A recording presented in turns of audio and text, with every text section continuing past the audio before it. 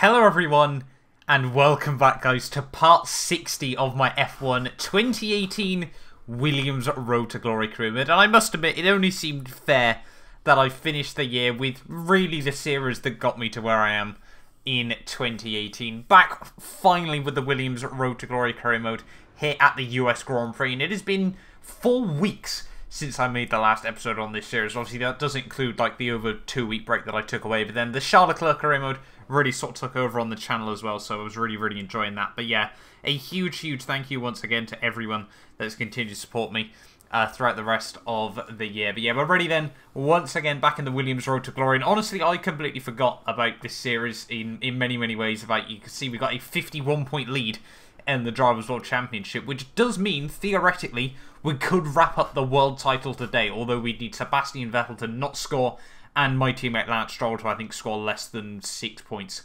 in this race. But yeah, really looking forward to this one here at Cotra. A bit of an interesting track to hopefully come back to as well. And obviously, moving on into remembering, obviously, about this series, we have 2 major development changes ready for the next season, obviously, where it's looking pretty much guaranteed now that we're going to be going to Renault for that season. But yeah, obviously we've got a few more upgrades that obviously we need to get ready for next year, and ultimately, you know, it's been a bit of a strange season, not gonna lie. But yeah, we're continuing on with just a couple of rounds to go. We have still got by far and away the quickest car in the Formula 1 paddock, so obviously looking forward to sort of remembering how just ridiculously fast this car is in career mode. Not gonna lie, where I've been used to F1 2018 on PC, the handling model is a bit different, as well as the fact that we're in, you know, a completely stock Ferrari car as well. I had kind of forgot just how stupidly fast this Williams car really was on F1 2018. So what I'm going to do is ride on board with my Q3 qualifying lap here around the circuit of the Americas. The rain was looming right towards the end of this session, so it was a bit of a gamble about, you know, how late to really go out for my final flying lap. And obviously as we come up towards turn 1 here, almost at 200 miles an hour, I think, as we came in towards the first corner there, back down the hill now as we come in through the S section. They're 185 miles an hour. They're almost 192 miles an hour we clocked coming in through the S's there. That is, safe to say, quite fast, I think, relative to standard F1 2018 there. Through the next couple of corners, 2 tenths up on Lance Stroll's current provisional pole lap. You know, we felt really good through Sector 1, but we're struggling a little bit with pace through Sector 2 and Sector 3 here as we now come through the hairpin out onto the back straight here, trying to maximise the throttle. We'll also try to not get any wheel spin as well there. And there is the flash of rain. The rain has now arrived here, so we've got half a lap to go. Can we try to hold on and get the pole position here as we come in towards the next corner now, in towards Sector 3 of this lap there. Once again, try to get power down nice and early. You can see we have lost a good few tenths of a second there on a 59.9. So we're 2 tenths off my teammate Lance Stroll here, and this is only going to get worse and worse right towards the end of the lap now. Struggling for grip through the next couple of corners there. Having to manage the oversteer as well through the Old Turkey S section here towards the end of this lap. And what is it going to be? We need to try and keep it nice and tidy through the final couple of corners, and that is not what we're able to do. Run a little bit wide there. Obviously, you can get away with that, just like in the real 2018 season there. But through the final corner, down towards the line, huge amount of wheel spin, and it's 3 tenths off pole and only P5 on the grid there. So not really ideal, not what I wanted from qualifying there. You can see Lance Stroll ahead of Fernando Alonso, Hamilton, Ricciardo, and myself. So not really ideal at the end of qualifying there, but hopefully, you know, we can try and continue on, have a good, solid race here in USA. Unlikely that we'll wrap up the title today, but obviously the aim is just trying to solidify our chances moving into the next round, obviously, in the Mexican Grand Prix then. But yeah, that is qualifying over, and let's move on then into the US Grand Prix here at the Circuit of the Americas.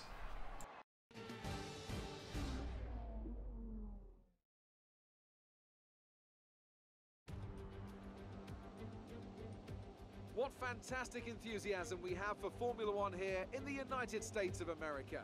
And it's an enthusiasm born from generations of memorable Grand Prix racing.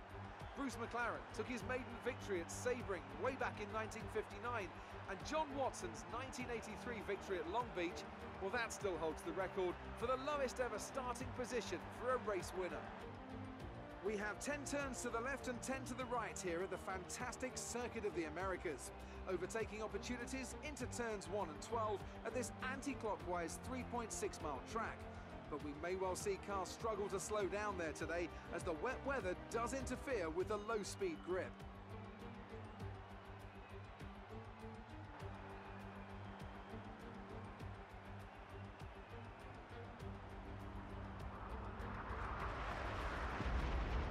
So before the off, let's remind ourselves of yesterday's qualifying session with a look at the starting grid. A fantastic effort from Lance Stroll yesterday puts him on pole position, and starting alongside is Fernando Alonso.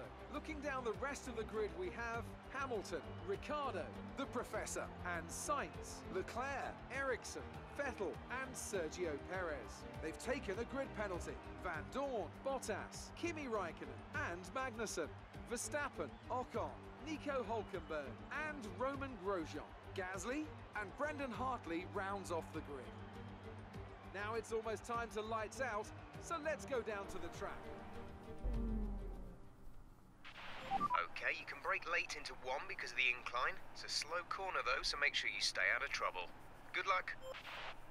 So here we are then, guys, ready for the US Grand Prix. And it is intermediate conditions here, ready for the start of the race, which I actually wasn't expecting after qualifying. So we are starting on these super soft tyres here. And if this was 2017, I'd be really, really optimistic about my chances. There was a bit of a strange thing on F1 2017 where the harder tyres were better in the wet. But on F1 2018, sadly, it is not quite the same story. In terms of the race strategy, we are still on the dry tyres for the start. I mean, it's obviously going to be a fairly textbook one-stop race here. Tyre wear isn't particularly important around this US Grand Prix circuit, and obviously back on the 50% races as well here. But yeah, we're almost ready then on the grid for this US Grand Prix. We could be Formula 1 World Champion today. The 5 lights are now on, and it is lights out, and away we go there. And after a fairly poor start, struggling with the wheel spin and the traction relative to all the guys on the softer compounded tyres there, and it's going to be a huge concertina up towards turn 1 there. We get caught out on the curbs and have to go very, very wide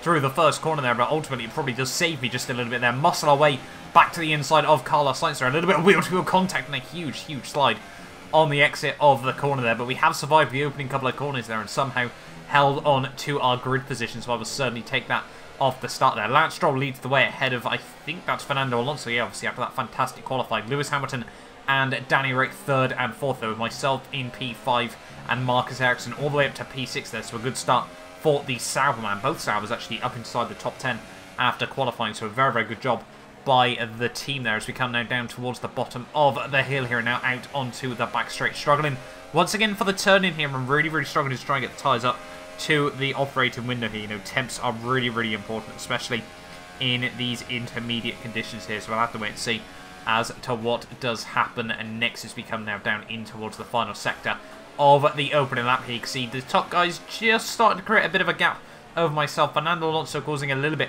of a train by that McLaren. It's one of the weirdest cars we've ever seen so far this career mode. It's 1 week it's right there fighting for race victories, and still Stoffel Van Dorn has no points. So yeah, really, really does not make sense on the holiday. You can see onto lap 4 though, really, really struggling to try and keep up with the rest of the top runners off the start of this race there. Ericsson, you know, he was no real threat in this Grand Prix. Both Saab were struggling for pace, you know, up in P6 and P7, but still quicker than everyone behind. But we sort of found ourselves in no man's land in the early stages of this race. Just wasn't quite quick enough to keep up with the guys in front, but just that bit quicker than the guys behind. And all the way onto lap 7 though, it would take until Lance Stroll would be the first of the top guys to blink, and he would dive it into the pit lane there, going for a very, very long second stint here in this race as now all the fastest laps start plummeting here. So clearly the track is now dry once more. Obviously no more rain here around the US Grand Prix. As you can see coming through onto lap 9 here, the end of lap 9, you can see we're still just, that gap is just not, it's not going up, it's not coming down, and this is almost like a real Formula 1 race here.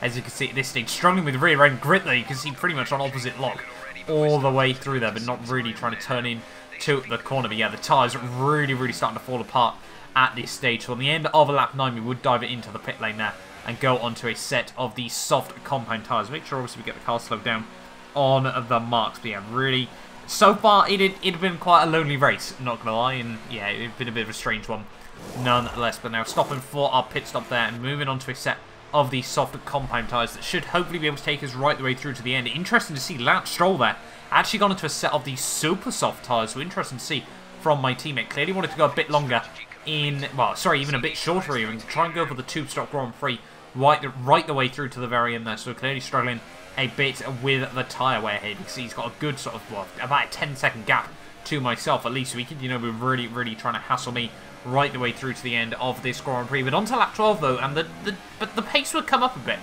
on this set of the soft compound tyres here. I don't know what it was, but yeah, the pace really started to feel quite good on this set of the softs here. You can see Fernando Alonso, Daniel Ricciardo as well, having a bit of a battle.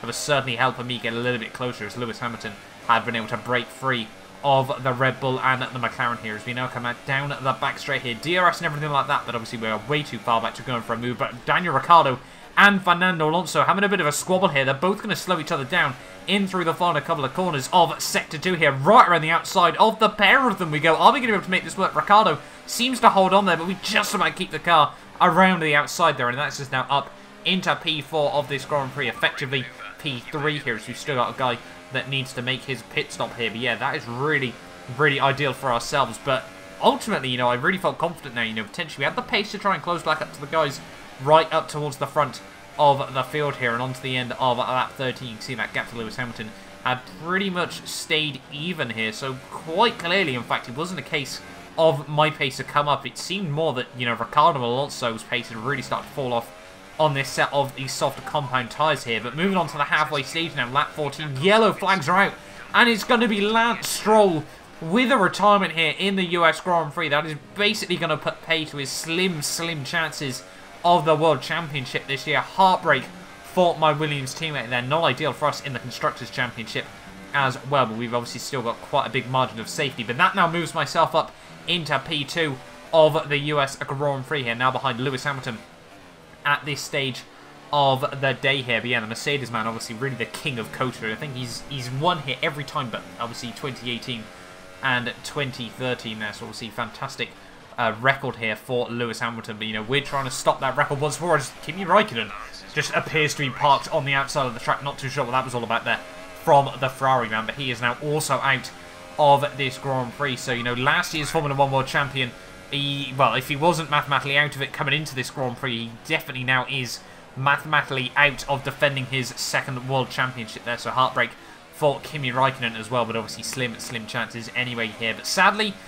the pace, I don't know what it was, but Hamilton just really had it in his pocket here, and it would be such a lonely end to the Grand Prix.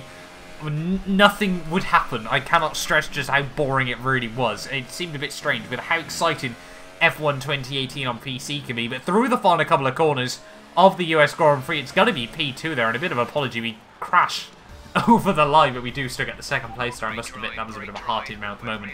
But yeah, just a very strange race at the end of the day. Almost like a real-life 2018 Grand Prix of just not really being able to click, see, you know, any other cars, you know, just stuck within sort of a 1.5 second, 2 second operating window. So yeah, very strange race on the whole there. But Lewis Hamilton will come through for the race victory there. One of very few he's had so far this season.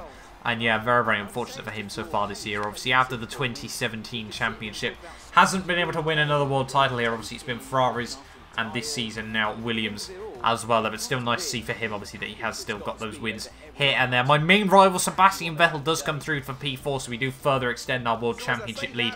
And I think it's getting to that point now where it's just a matter of time before the World Championship is ours. Moving into Mexico next time out, I think it will just be a case of just making sure we finish in a certain position. It's completely in our control now, this World Championship, as we move into the final couple of rounds of the season. But yeah, Fernando Alonso as well on the podium once more. They're a fantastic day out for the McLaren man. Really showed good pace around the circuit of the Americas there. So a very good job by him in this race. But in terms of the race results, then Lewis Hamilton would come through for the race victory there, ahead of myself in P2 and Fernando Alonso in P3 there. Seb in P4, obviously that means we further extend our lead, as I said, by just 6 points over the Ferrari man there. Danny Rick in P5, Sergio Perez 6th, Bottas in P7, but Hulk 8th, Max Verstappen 9th, and Esteban Ocon rounding out the top 10 there. So an interesting spread of different teams inside the top 10 there. You know, Mercedes, Williams, Ferrari, McLaren, 6 different teams inside the top 6 is something we very rarely get to say in real life Formula 1 there. But yeah, Bottas, Hulkenberg, Verstappen, Ocon, and then Ericsson, Sainz, Leclerc, Hartley, Magnussen, Grosjean, Van Dorn, and Gasly all don't score points. There were Lance Stroll and Kimi Räikkönen both not making it through to the end of that Grand Prix. But there we are then. That has been the US Grand Prix in terms of the Drivers' World Championship. After that race, obviously, we further extend our lead at the top now to 57, I think, points, if I'm not mistaken, after that Grand Prix. And in terms of the World Championship, it is now a 3-horse race. We are narrowing it down race by race between who can still mathematically win this Formula 1 World Championship. And obviously, as I said, it is now a 3-horse race between myself, Sebastian Vettel, and only just Lance Stroll is still in it. But obviously, he'd need an absolute miracle if he wanted to win this World Championship. He'd have to win all 3 races and hope that I don't score a single point. Obviously, I would take it. So there we go then. That is certainly going to be an interesting one to see. Sebastian Vettel, though, is still 57 points back. So mathematically, we need to finish behind him in the next Grand Prix. All we need to do is just make sure we finish at least, well, at the very most 1 place behind him, and we will be crowned World Champion in Mexico there. As I said, Lance, he does need an absolute miracle. He needs myself not to score any points, and obviously, if he won all 3 races and I didn't score, then he would win the World Championship there. But there we are then, guys. That has been the end of the US Grand Prix. If you're new around here, make sure you get yourself subscribed for the final few rounds of this season. But yeah, thank you all so much for the continued support. Hopefully you guys have a good New Year's as well, and I will see you next year for more F1 content.